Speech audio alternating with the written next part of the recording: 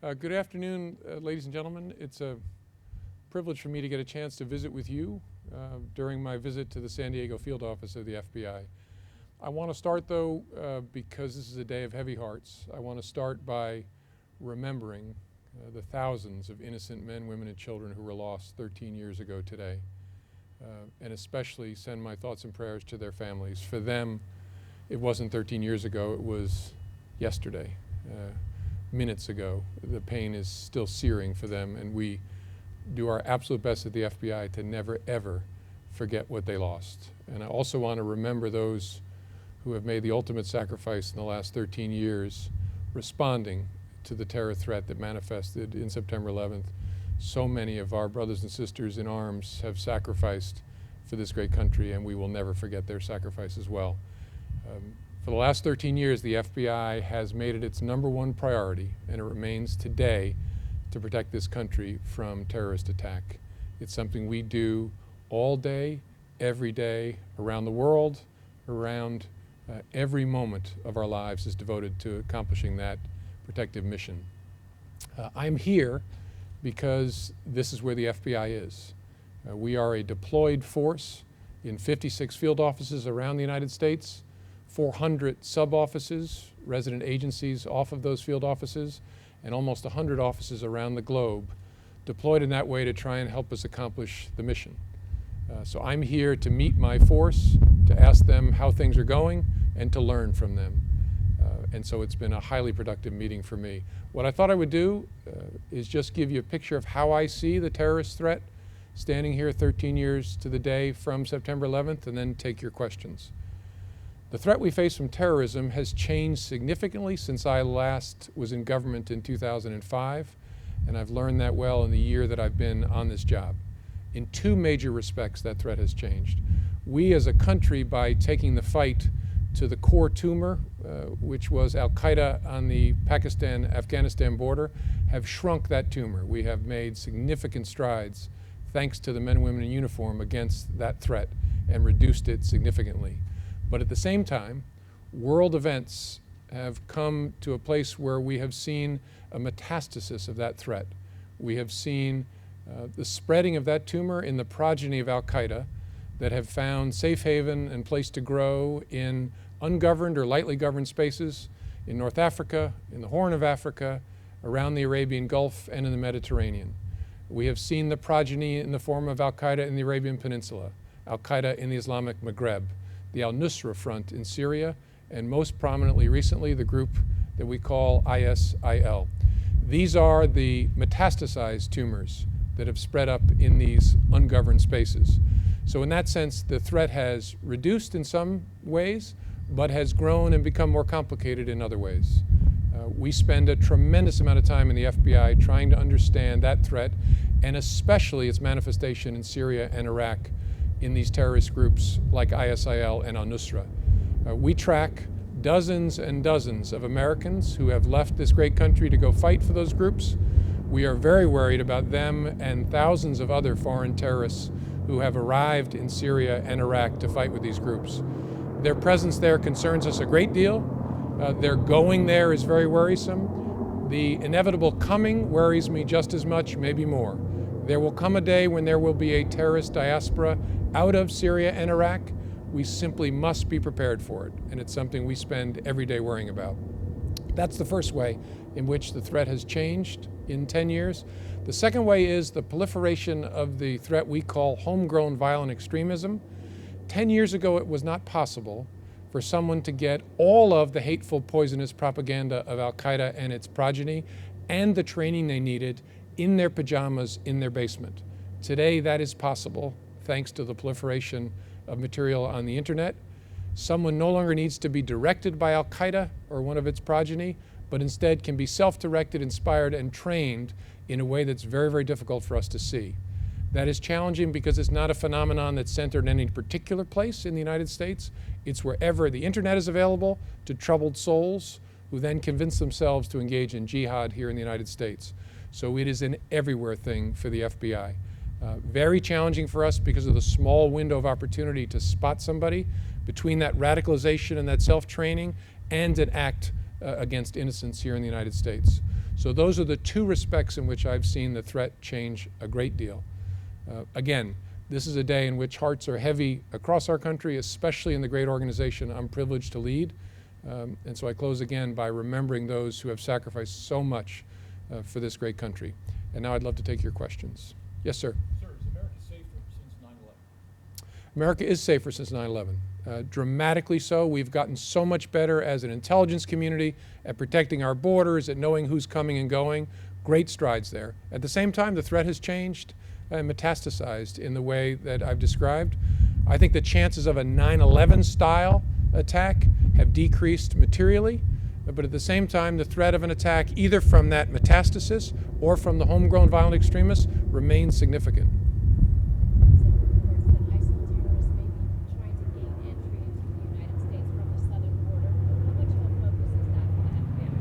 Yeah, we are focused, just I'll repeat for the rest of you, the question was about the threat from a group like ISIL across the southern border.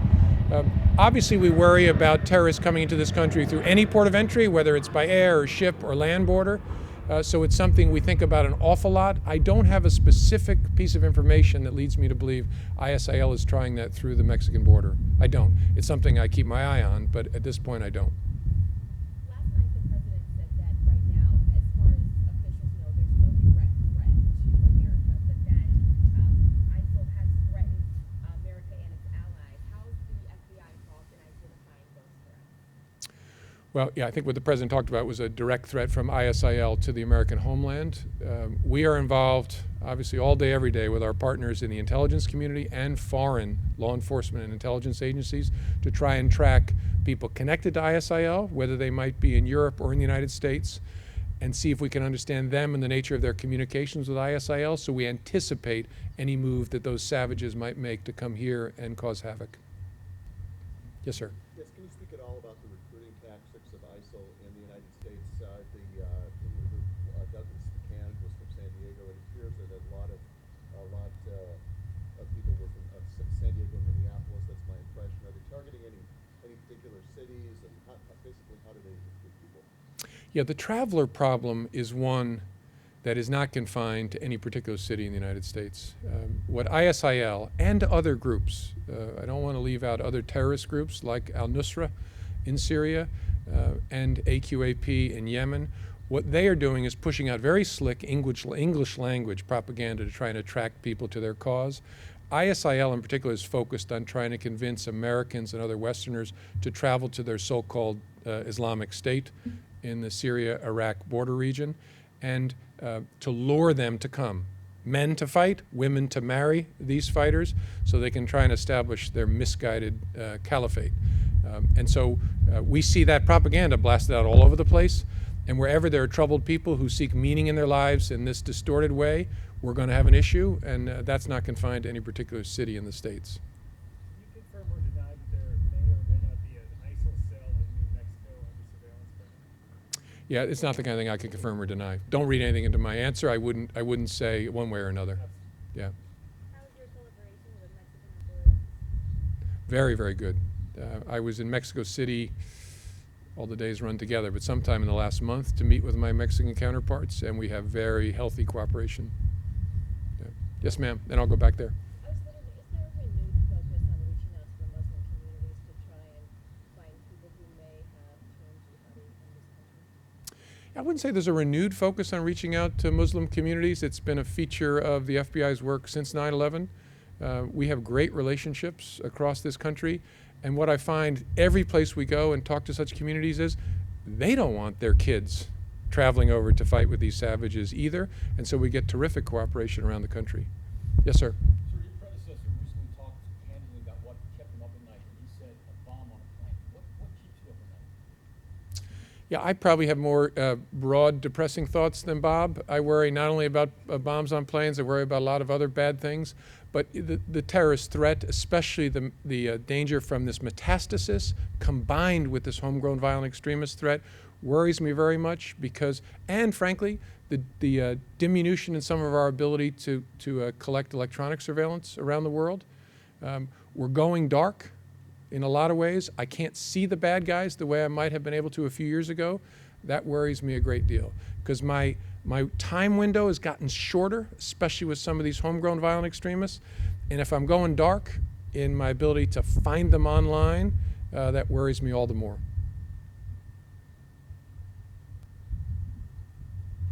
With the loss of the tools that Edward Snowden opened up, is that what you're speaking about? And can you explain how those tools assisted the FBI in capturing or stopping terrorism prior to that? Yeah, I don't want to say too much, obviously, because I don't want to compound the problem that's been caused, both by the revelations that Snowden made and other leaks that came even before Snowden have given the bad guys a sense of some of our capabilities to track them online. I don't want to reinforce that, but our lives have gotten more difficult in ways that I don't think anybody would want them to get more difficult. But I'll tell you, a challenge we have in the post-Snowden era, I'm a big fan of people being suspicious of government power. Right? I think the founders of this country were. You can't trust people in power. It's the reason that they divided the power in this country among the three branches of government to set interest against interest. People should ask hard questions about government power. The challenge in the post-Snowden world has been finding the space and time to answer those hard questions. I find sometimes people of goodwill nodding at a cookout when someone says, "Isn't it awful the government wants to break encryption on the internet?" No, it's not. With lawful authority, based on a showing of probable cause, with authorization from a federal judge, I need to be able to do that, to find kidnapped children, to find terrorists, to do the work you'd want me to do. That just took me 60 seconds to say. Finding that space to give that answer is hard. I'm not going to give up because I like people asking questions. It's just I would ask people, demand the answers and listen to the answers, because the authorities I have, I'm pretty sure you want me to have, but we can discuss it. Yes, ma'am. You said that there wasn't a problem with people traveling to go fight for ISIL or other extremist groups. It wasn't confined to any particular city in the U.S. But are there cities in the U.S. that might be fertile ground for extremism? Well, I mean, cities in general, where there are large concentrations of people. But I'll tell you, the traveler problem, and I'm not going to give you an exact number, but I have in my head an exact number of the people we've tracked, doesn't know any particular demographic, any particular geographic, any particular age. Troubled people of all walks have been attracted to this idea that they'll find meaning in jihad, which is nuts, but it is something that attracts people from all different places. I have a map in my head right now, and I can see them from all over the United States. Different ages, different, as I said, men and women. Just had a young woman in Denver yesterday, pled guilty. I think she's 18 or 19 years old. She had it in her head that she was going to go marry an ISIL fighter. Luckily, we caught her. We tried desperately to talk her out of it. And finally, we had to lock her up because we couldn't talk her out of it. So again, I don't see a particular pattern, which is worrisome. When we were and still worry about al-Shabaab, the youth in Somalia, I could say they are trying to attract people from particular communities in the United States. A lot of young boys, young men from Minneapolis, some from Columbus, Ohio. And there we could talk to the good people in those communities and try and help them identify troubled kids. This is not a phenomenon that's confined like that. Yes, sir. Sir, a much kinder, gentler note. Talk about the work you and your wife do in adopting foster children. I married up, which is one of the great blessings of my life. And so my wife, her passion is foster care and children in foster care. And so because I want to do what she tells me, I participate in that, and it's incredibly rewarding. There's a T-shirt that they give foster parents that's probably a trademark infringement, but it says, "Got love?" There's so many kids who desperately need love, and so it's a wonderful thing for me to be able to do. It's good for my own children, too, who've been very fortunate to be able to see the lives that other kids lead. So it's, again, I'm not just saying that, it's something I attribute to my wife, but I've been really lucky to be part of it. Yeah. On the question of Mexico, there was an announcement yesterday in Los Angeles that it involved an FBI case of an American citizen who had been kidnapped in Mexico by the Sinaloa cartel. Is that issue something that's been on your radar at all? Americans being kidnapped in Mexico and the cross-border violence? If so, how do you see it? Yeah, very much. We have seen a dramatic increase over the last 18 months in kidnappings in Mexico, both physical kidnappings and then a phenomenon that was new to me before I became FBI director called virtual kidnappings, where criminals in Mexico will contact family members and convince them that someone's been kidnapped when no one's been kidnapped, and ask for a fairly small amount of money so that people will pay it rather than contact the authorities. And so we're trying to get the word out that virtual kidnapping it's a scam being run that traumatizes a lot of families. So both the real kidnappings and the virtuals are on the uptick. You say a dramatic increase in the last 18 months. Is that of Americans kidnapped in Mexico, and do you have any numbers on that? I think the Mexican authorities are dealing with kidnappings of all kinds. I don't have a particular number, but we've seen a significant increase in Americans kidnapped, probably the last 2 years in Mexico. Yeah, what else? Any interest in the Ray Rice investigation? Your predecessor, Bob, was involved in that. Yeah, it's nice to see Director Mueller land on his feet and get gainful employment. But I don't have any comment. I saw it on the news that Bob's going to be investigating that matter. But no interest from No, I mean, I know we never comment on whether we're involved in something, but it's extremely unlikely that we would get involved in such a thing. Can you talk about your involvement in the investigation with the Michael Brown shooting in Ferguson? Only to confirm that that's something that we've done. As you know, I had over 40 agents surging there, walking around, knocking on doors shortly after the shooting, wearing raid jackets. And I'll tell you, the good news is people talk to us, because they trust us, which I believe they should. So we've done a lot of work there. I can't tell you, because of the nature of the work, where it stands, but it's something we're taking very seriously. Being a free and open society, what is our soft underbelly? What is, to sort of answer that question again, are there any specific areas that you are most worried about in the United States? No, we're a free and open society. That's a wonderful, wonderful thing. And because of that, though, we can be safer. We can never be safe.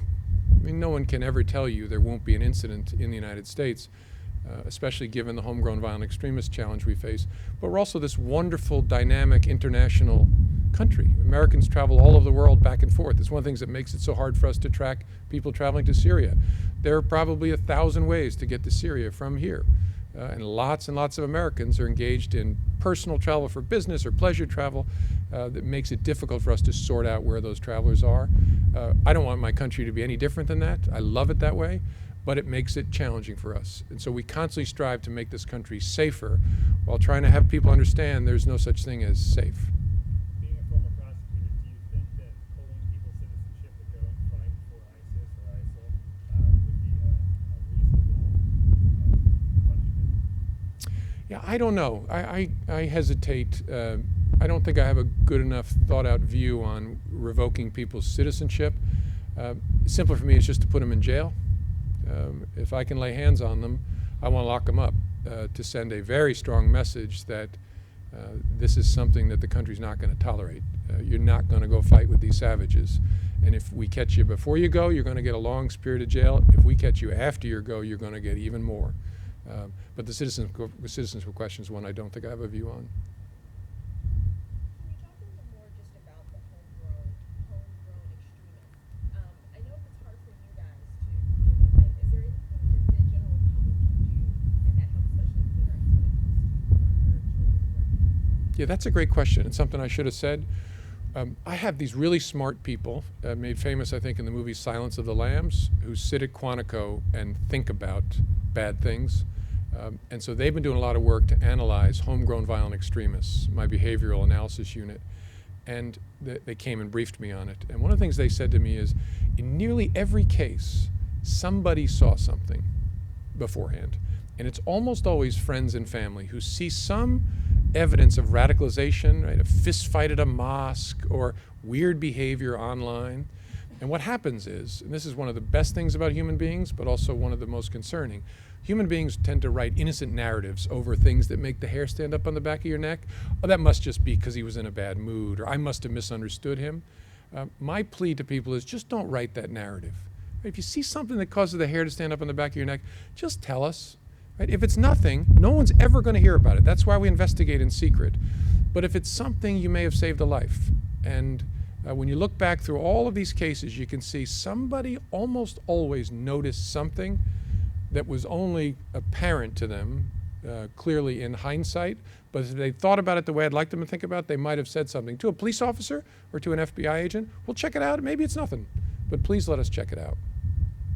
There's a reward being offered for Mexican drug dealer Rafael Carpintero, who actually killed FBI agent years ago. You know, I don't know enough to say. Yeah, I don't know enough to say. I guess I probably wouldn't say even if I knew. So either way, you're out of luck. Yeah, yeah. Okay. Well, thank you all very much for your time. You live in a beautiful place. Yeah, enjoy it.